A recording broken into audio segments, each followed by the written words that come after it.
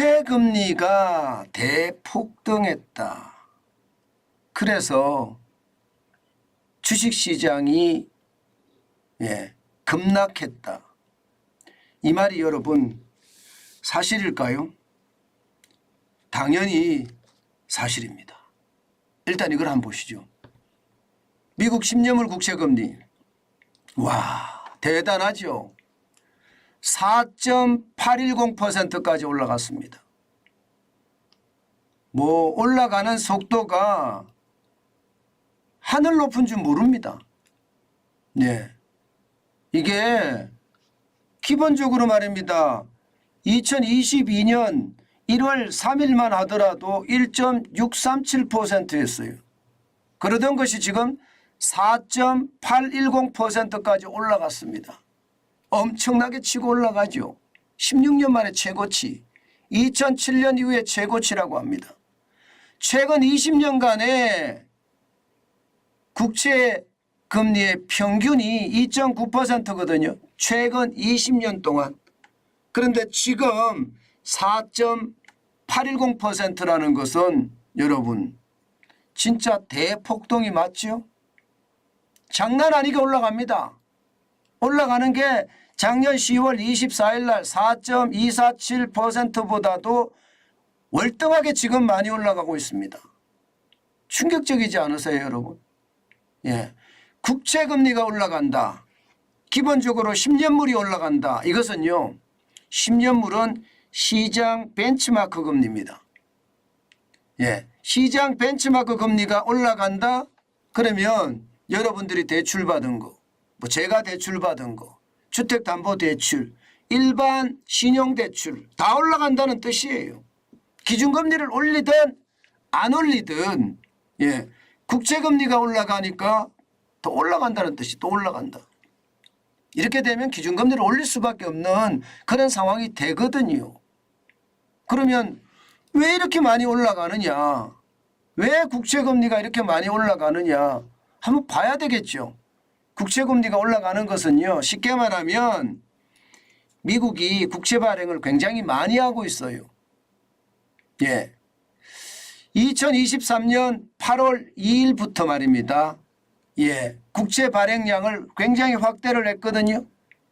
종전에는요, 960억 달러를 발행을 했다면 8월 2일부터는요, 1030억 달러씩 국채 발행량을 늘렸습니다.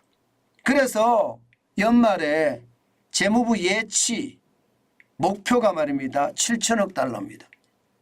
그러면 계속해서 국채를 많이 발행한다는 뜻인가요? 아마 그럴 거예요.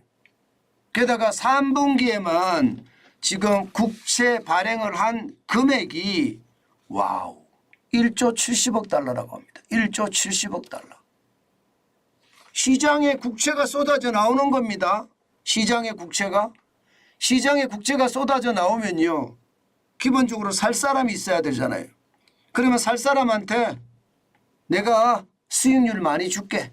수익률 많이 줄게. 이 말이 이제 이자가 올라가는 겁니다. 수익률 많이 줄게. 게다가 액면가는 낮춰줄게. 할인 가격으로 또 줍니다. 그러니 시장에는 국채 발행 물량이 쏟아지니까 당연히 말입니다. 이게 올라갈 수밖에 없습니다. 10년물 국채 금리가.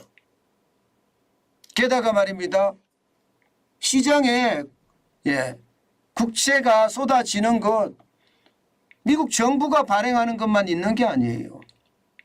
일본도 저금리 정책을 계속 갖고 가잖아요. 기준금리가 마이너스 0.1%잖아요. 그러면 외국인들이 자리를 떠날 거 아니에요. 아니 다른 데 가면 채권 투자하면 이익을 많이 주기 때문에 외국 자금이 일본에 있을 이유가 없거든요.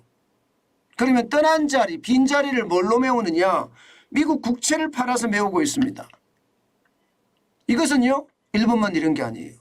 중국도 마찬가지입니다. 중국은 많이 팔아요. 쉽게 말하면 달러 패권에 더 이상 종속되지 않겠다 하면서요, 국채를 팔아서 금을 사든가, 아니면 요즘 중국 경제가 나쁘니까 달러가 빠져나간 자리에 그 자리를 국채를 팔아서 메웁니다. 그러면 국채가 계속 쏟아진다는 이야기잖아요. 계속 쏟아진다. 그러면 국채금리는 계속 올라갈 수밖에 없고요. 상황이 굉장히 나쁩니다. 자, 게다가 말입니다. 게다가 말입니다. 이거는 또 한번 보세요. 게다가 지금 8월에 미국 노동부가 발표를 하는 구인 이직 보고서입니다. 8월에 961만 명이 쉽게 말하면 취직을 했어요. 구인이 됐어요. 이게 시장의 예측치는요. 한 883만? 뭐 이 정도 예상을 했습니다. 그런데 961만이니까 시장에서도 깜짝 놀랐습니다. 7월보다는 좀 많아질 거다. 7월에 882만 7천이었으니까 883만 정도 될 줄 알았는데 961만까지 올라가니까 어이구야 시장은 막 난리가 난 거예요. 난리가 났어요. 무슨 얘기냐. 지금 일자리가 많이 만들어진다는 거잖아요. 일자리가 많이 만들어진다. 그 말은 경기가 팡팡 돌아간다는 얘기. 경기가 팡팡 돌아가는데 지금 물가는 어떻습니까? 물가는 고물가죠. 그러면 미국의 중앙은행인 연방준비제도는 가만히 있을까요? 미국의 연방준비제도는요. 이렇게 되면 가만히 있을 수가 없어요. 경제는 잘 돌아가는데 물가는 고공행진을 해요? 그러면 미국의 연방준비제도는요. 당연히 금리를 올립니다. 11월 1일 날 금리를 올릴 확률이 30.9%로 늘어났습니다. 동결할 확률은 69.1%지만 0.25%포인트를 인상할 확률이 30.9%까지 늘어났어요. 그러면 여러분 시장은 어떻게 변할까요? 시장은 당연히 말입니다. 금리가 올라간다 하는 분위기와 맞춰질 수밖에 없습니다. 그러면 국채금리는 덩달아서 더 올라가겠죠. 안 그래도 말입니다. 국채가 쏟아져서 금리가 올라가고 있던 판에 이게 기준금리까지 올라갈 수 있는 지금 5.5%의 기준금리가 더 많이 올라갈 수 있는 0.25%포인트가 올라갈 수 있는 그런 지표들이 쏟아지니까 국채금리는 더 올라가는 겁니다. 그만큼 말입니다. 국채금리의 대폭등 진짜 심각하다. 제가 여러분들에게 이자 앞에 장사 없다고 하는데요. 요즘은 이자 앞에 장사가 있는 것 같아요. 그 정도로 말입니다. 시장은 난리거든요. 오죽했으면 제이미 다이먼 JP 모건 체이스 회장이 기준금리가 말입니다. 5.5%가 끝이 아니다. 5.5%가 끝이 아니라 벌써 말입니다. 이 5.5%라는 금리가 7%까지도 갈 수 있다는 것 두 번째 경고했어요. 두 번째. 이것은 말입니다. JP 모건 체이스의 회장 제이미 다이먼 월가의 황제 또 기존 정부하고의 어떤 정책적 호흡을 맞추고 있는 사람이에요.